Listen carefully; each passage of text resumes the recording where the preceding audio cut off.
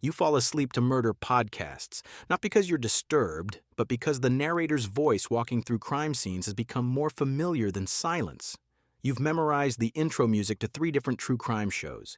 You know the names of serial killers you've never met better than you know your neighbors, and when someone asks what you're watching, you say the title like it's normal, like everyone spends their evenings learning how forensic teams collect blood spatter evidence. 119 million Americans listen to true crime podcasts. That's not a niche interest. That's a cultural phenomenon, and if you're one of them, there's a specific reason your brain keeps pulling you back to these stories. It's not random, it's not just entertainment. There's actual psychology happening in your head every time you press play, and what researchers have discovered about why you can't stop might change how you see this habit entirely. Start with what's happening in your brain the moment you hear that first line of a new case. Your amygdala, the part of your brain responsible for processing threats, immediately activates. But here's what's strange. You're sitting safely on your couch. There's no actual danger, yet your brain is responding as if there is. A 2024 study published in the Journal of Personality and Social Psychology put people in brain scanners while they watched true crime content. What they found was unexpected. Dopamine spikes. The same neurochemical surge you'd get from riding a roller coaster or winning a bet. Your brain is treating fear like a reward, but it doesn't stop there. While the amygdala is firing, your brain also releases endorphins, natural opiates that create a mild high. You're essentially getting a controlled dose of fear and pleasure simultaneously.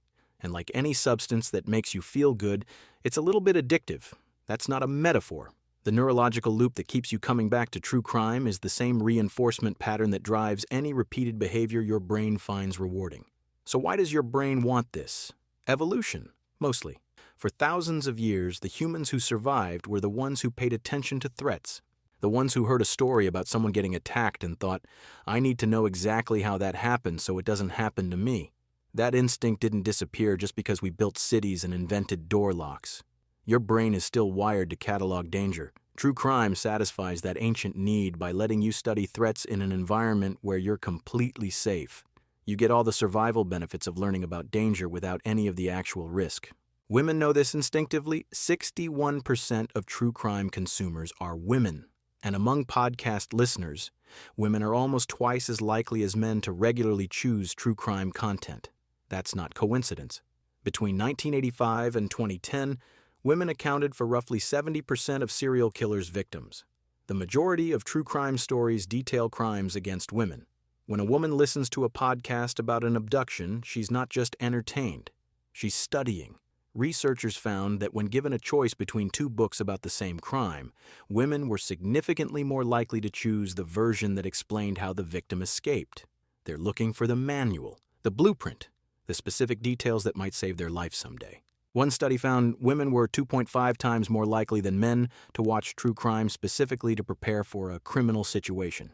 It's what psychologists call defensive vigilance. You're not being paranoid, you're training. And 1 in 3 true crime fans who actually experienced a crime said the content helped them react better in the moment. 63% of fans changed their safety habits afterward. 39% installed home security. 25% took self-defense classes. This isn't passive entertainment. It's active preparation. But there's something else happening beneath all of this. Something researchers are only beginning to understand about what happens when you consume this much darkness. Because while your brain is getting its dopamine hit and cataloging survival information, it's also changing how you see the world around you. And that's where the psychology gets complicated. Here's what happens when you spend months, sometimes years, consuming story after story about the worst things humans do to each other. Your sympathetic nervous system, the part responsible for fight or flight, starts operating on a hair trigger. Repeated exposure to crime content creates what researchers call hyperactive adrenergic responses. Your body begins reacting to everyday situations as if they're threats. That white van parked down the street, your heart rate spikes. Someone walking behind you at night, adrenaline floods your system. A stranger makes eye contact in a parking lot, your brain screams danger. A 2025 study from Kingston University tracked 650 true crime consumers and found something unsettling. The more content people consumed, the more their baseline anxiety increased. Not just while watching, all the time. Their amygdalas were essentially stuck in threat detection mode, scanning every environment for potential danger, even when statistically, objectively, no danger existed. Sleep goes first. A quarter of people in one study admitted they could only consume true crime during daylight hours because nighttime viewing made sleep impossible. They'd lie in bed, door locked, windows checked, checking them again, unable to stop their minds from cycling through worst-case scenarios they'd absorbed from podcasts and documentaries. This is where the line between useful vigilance and debilitating anxiety disappears completely. You start triple-checking locks, avoiding routes you used to walk without thinking, questioning people you've known for years. Every decision gets filtered through a threat assessment your brain learned from hundreds of hours of content about statistically rare events. The world starts feeling more dangerous than it actually is. Even though crime rates have been declining for decades, your perception shifts in the opposite direction. Cognitive bias researchers call this availability heuristic. The more examples of something you can recall, the more common you believe it to be. When your mental database is filled with abductions, home invasions, and murders, your brain calculates risk accordingly. But there's something else happening that's harder to see. Social media turned true crime from something you watch into something you participate in. When Gabby Petito disappeared in 2021, millions of people didn't just follow the case. They became armchair detectives, analyzing Instagram posts frame by frame, tracking movements, building theories. Some of that helped investigators. Much of it spiraled into harassment of innocent people and online witch hunts that destroyed lives. Boston University researcher Catherine Caduto studied 280 adults deeply engaged in true crime communities online. What she found was concerning. People were developing parasocial relationships with victims and suspects, feeling genuine grief for strangers, experiencing emotional investment that mirrored personal loss. They were compulsively checking updates, posting theories, losing sleep over cases that had nothing to do with their actual lives. The Idaho murder case demonstrated this perfectly. TikTok exploded with accusations. Surviving roommates were harassed. A professor was named. A food truck owner was targeted. All innocent, all suffering real consequences because strangers on the internet decided they'd solved a case from their phones. So, where does this leave you? True crime isn't inherently harmful. The research is clear that moderate consumption can increase safety awareness, improve understanding of the justice system, and even help people react better in actual dangerous situations. 1 in 3 fans who experienced crime said the content prepared them. That's not nothing.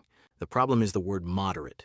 When consumption becomes compulsive, when anxiety starts dictating daily decisions, when you can't leave the house without running through abduction scenarios, when every stranger becomes a suspect, that's when your brain has crossed from learning about danger to living inside it. You don't need to quit true crime entirely.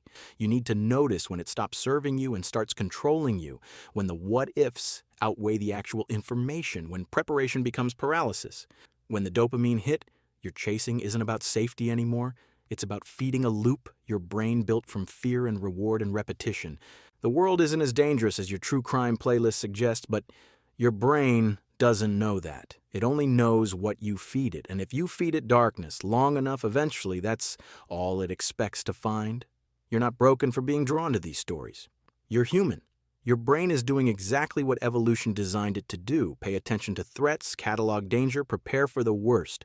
The question isn't whether you should stop consuming true crime. It's whether you've noticed when the consumption stopped being useful and started being something else entirely.